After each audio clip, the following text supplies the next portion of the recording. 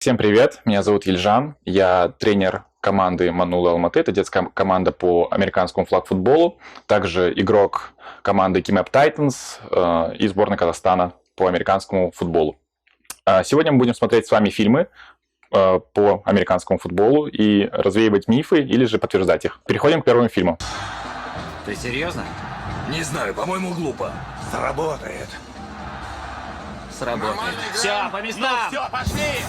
Становимся по местам, пошли! Должно получиться.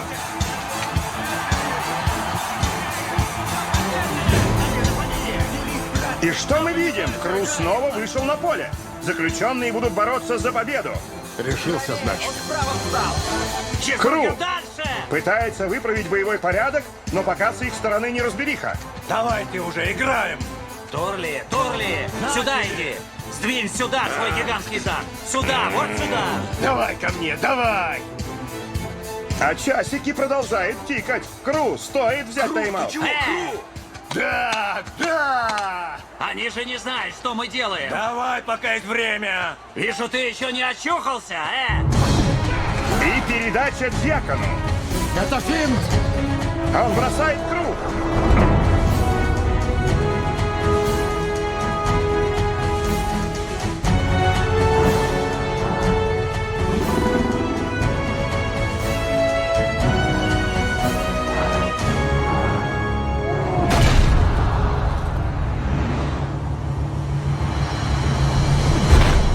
Это крутой момент из одного из самых легендарных фильмов про американский футбол «Все или ничего». Здесь они делают так называемый трик-плей. В американском футболе очень много различных трик-плеев существует. И такой трик-плей, в котором квотербек отходит и не принимает участие в игре, то есть у нас здесь главный герой, номер 18, отходит, делает вид, что он с кем-то дискутирует, замирает на секунду, и игра начинается. То есть все игроки, они чаще всего, игроки защиты, они чаще всего смотрят и играют по квотербеку, по номеру 18. И здесь они были просто вне игры, думали только о номере 18, и игра началась уже без него, так как в американском футболе так можно. Следующий фильм — это «Невидимая сторона» и момент из нее. Играем гэп. Гэп? Гэп. Ладно, гэп на 47-й линии. На счет раз. Вперед.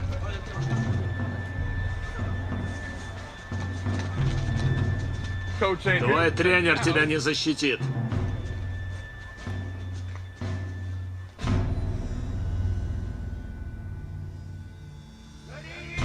Пошли! Эта команда твоя семья, Майкл.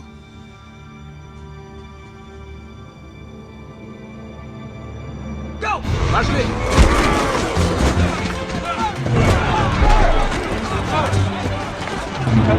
Назад. Блокируй рог. Он свободен. Он свободен. Покажи ему, Майкл. Беги, Майкл. Дай ему. Пошел. Давай, Майкл. Давай, Майкл. Тачдаун. Тачдаун.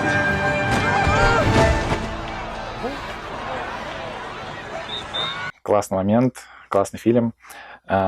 Итак, про гэп, наверное, это у всех большой вопрос, про нашу терминологию, почему мы что-то кричим постоянно, непонятные слова там и так далее.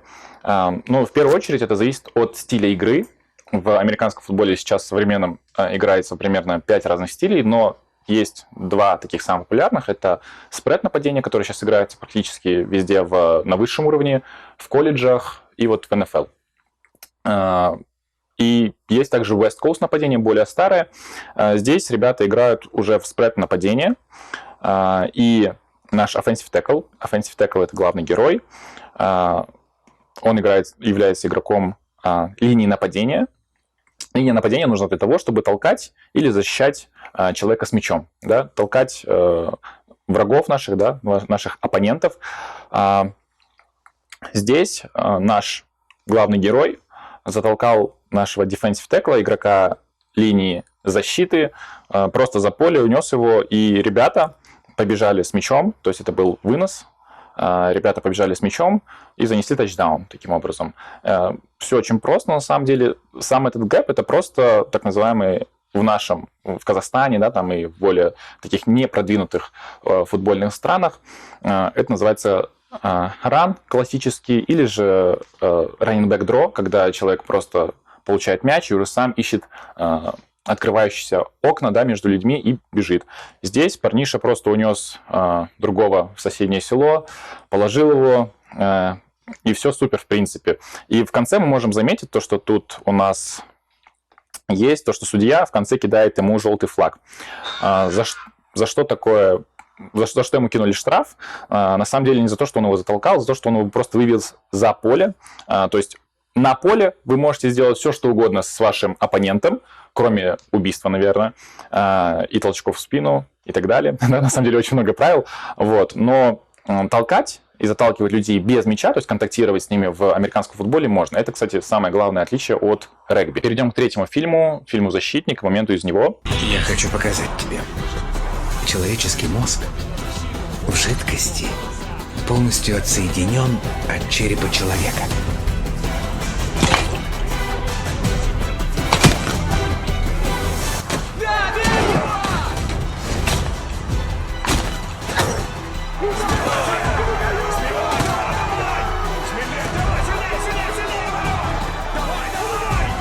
У того, кто в середине, судя по всему, самая жестокая позиция на поле. Удары, пинки, джебы, непрекращающиеся ураганы сотрясающих ударов. Голова как оружие в каждом божьем розыгрыше. Каждой божьей игры, во время каждой тренировки с тех пор, как он был малышом. Потом в колледже и заканчивая 18-летней профессиональной карьерой. По моим подсчетам, Майкл Эбстер выдержал больше 70 тысяч ударов в голову. Нет, эти парни, эти самые быстрые. Если их скорость помножить на скорость того, кто их сбил, сила инерции становится эквивалентной тому, как если ударить их по шлему молотком. Все это вызвало каскадную серию неврологических осложнений, которые выпустили смертоносные белки в мозг Майкла Эбстера. Их клубок проник внутрь и задушил его мозг прямо изнутри. Да, это, наверное, одна из самых неприятных историй, связанных с американским футболом. Это болезнь под названием ХТЭ, хроническая травматическая энцефалопатия. И, к сожалению, такая болезнь есть, и она есть у игроков в американский футбол. Но тут надо сделать большое «но». Начнем с первого, то, что американский футбол очень много меняется. Каждый год добавляется очень большое количество правил, и не зря американский футбол считается самой сложной игрой в мире с самым большим количеством правил. И если сравнить, есть такой даже прикол в интернете, да, если посмотреть сейчас рекламу NFL 1970-х годов, и то каждый момент из этой рекламы, где вот происходят какие-то моменты игры, это будет штраф и удаление с игры в современном американском футболе. И в этом плане мне нравится то, что американское общество на это обратило внимание. Это очень важно, потому что раньше правила игры были очень жестокие, ведь американский футбол вышел из регби и с добавлением жестокости, да, определенной. И количество травм было очень большое, это факт. Но на данный момент, если говорить про американский футбол 2022 года, риск снижен до минимума. НФЛ, как организация, очень много поработала над этим. Она каждый год выплачивает большое количество денег на исследование болезней, на улучшение новых шлемов, да, создание новых шлемов, которые могут поглощать все больше и больше удара. И сейчас, уже в 2022 году, появились шлема, которые могут подавить удар на 99%. То есть это вообще очень колоссальный урон, который может приходить в голову, он поглощается.